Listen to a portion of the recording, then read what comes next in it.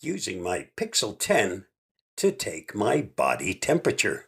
Go into your apps and you'll find an app called Thermostat. Select it. Here you have to make a choice because it can do more than just take body temperature. Object temperature. If you want to measure the temperature of an object, like a cup of coffee, for instance, or in my case, I want body temperature. Select it. Once you select this, the next thing is age range. And you have some choices: 3+ years, which is anyone 3 years or older, 3 to 36 months, or 0 to 3 months.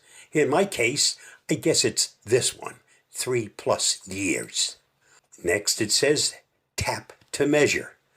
And once you hit that, Bring center of camera bar closer to forehead. pick up your camera. Bring center of camera bar closer to forehead. Scan to temple. Complete.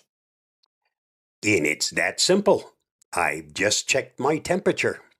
So if you have a Pixel 8, 9, or 10, this is something it's available to you on your phone. Just use the Thermostat app and let it do the work for you. One more thing, you can save your result so you can go back later and check it. Or in my case, I just wanted to demonstrate how it worked. So there it is. Right now, that's my temperature.